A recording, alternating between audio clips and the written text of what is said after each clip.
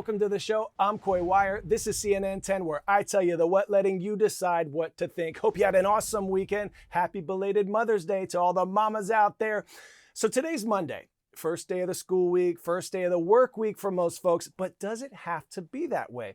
Whether you're tightening screws on an assembly line or crunching numbers at a computer, people have been working 5 days a week for a long time. Henry Ford standardized the practice about 100 years ago when he required employees at his Ford Motor Company factories to work 40-hour weeks or 8 hours a day for 5 days. A century later, though, some companies are reconsidering whether that schedule still makes sense. CNN's Claire Duffy has more.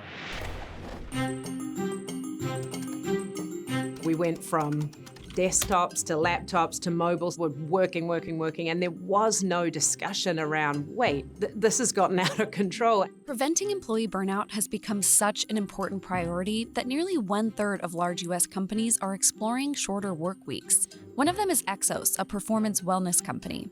CEO Sarah Rabo-Hagen saw the burnout and wanted to fix it. It was a huge issue going on across all of our clients, and so we were like, well, hey, we could be a company that could help to figure out how to solve this. Her answer was something she calls You Do You Fridays. So tell us about You Do You Fridays. Yeah. What does that mean? So it means you do you. So you may choose to say, this Friday, I'm exhausted. I need to go spend time out hiking. Other people may say, Friday's my day to just do quiet work and not be disturbed.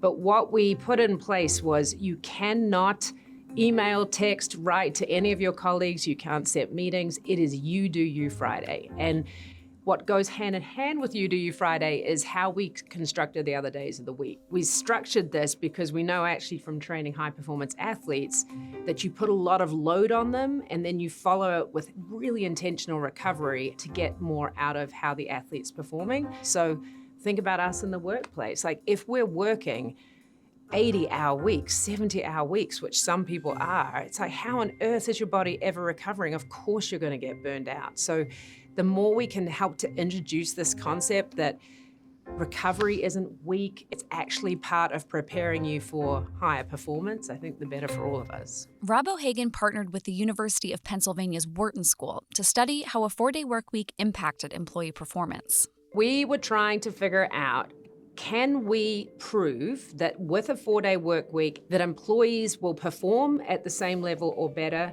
and feel better? And the answer was yes. During the 6 months of the study, Exos also reported that employee burnout dropped from 70% to 30%. It sounds like this works in part because Exos's culture is already structured in this way where you have employees who are probably already having a lot of sort of freedom over their hours. Do you think this is something that can work anywhere?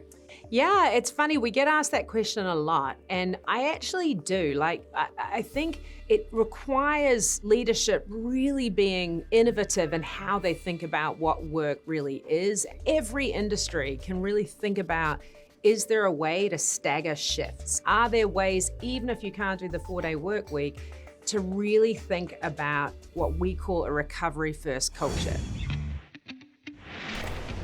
Pop quiz, hot shots. Which one of these contains the world's largest collection of coral reefs? Great Barrier Reef, Amazon Reef, Oppo Reef, a Christmas reef? Okay, that last one's a bad dad joke, but if you said the Great Barrier Reef, you are corally correct. The remarkable site located on the northeast coast of Australia contains 2,500 individual reefs, 400 species of coral, and more than 900 islands. Next, we're taking a trip to one of those islands, Lady Elliot Island, located at the southernmost tip of the Great Barrier Reef. The island is lush with greenery again, regrowing after decades of topsoil mining. But now there's a new threat to this delicate ecosystem, mass coral bleaching. CNN's Ivan Watson has more. An hour off the coast of Brisbane, Australia, lies a tiny paradise island, only accessible by light aircraft. We're looking at the beautiful Lady Elliot Island, the first island of the southern edge of the Great Barrier Reef. But it didn't always look like this. It has been through an incredible transformation, led by one man. Landing here is tricky. We have to deal with a short runway with crosswind, and it's quite bumpy. Touchdown.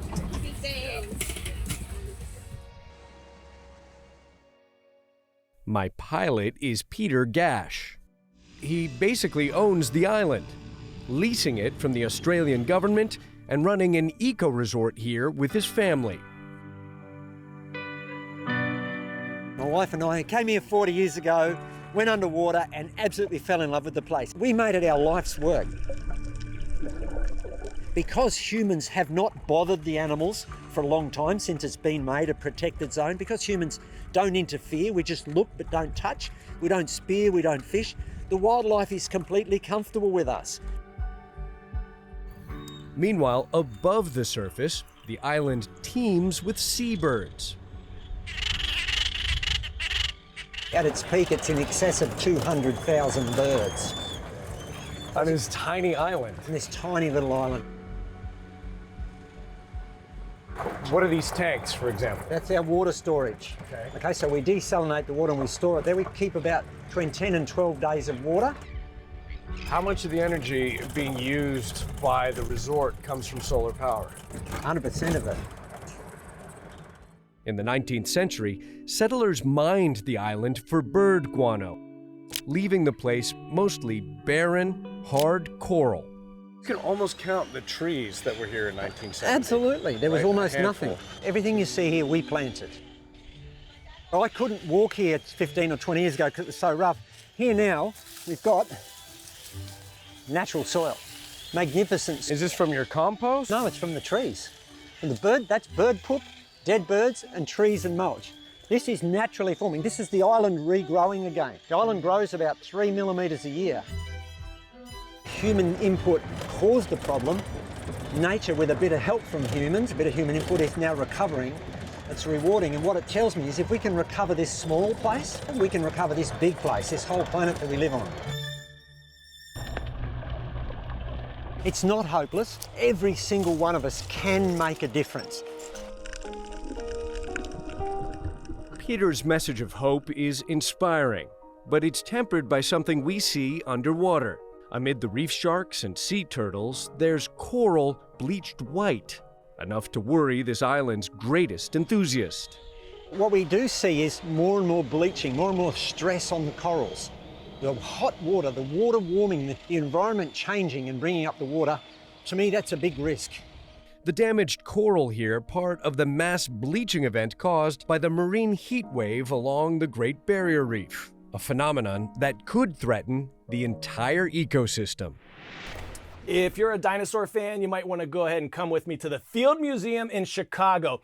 It has a fossil on display that some scientists call the most important fossil of all time because it establishes a link between birds and dinosaurs. Archaeopteryx is the one fossil that tells us that the birds outside our window are living dinosaurs. And I think that is so cool. And it's also the oldest fossil bird that's ever been found, the only Jurassic bird. Research suggests that birds were the only group of dinosaurs to survive the mass extinction roughly 66 million years ago. Only 12 Archaeopteryx specimens have been found, and most are on display in Europe.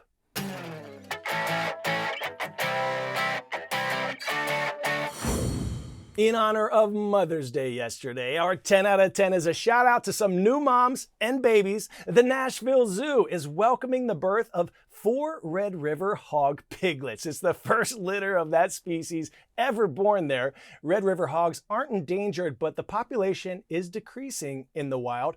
They are native to the rainforests of Africa. The Nashville Zoo is also celebrating the birth of a male red-ruffed lemur named Helios. The species is native to Madagascar and is considered critically endangered due to habitat loss.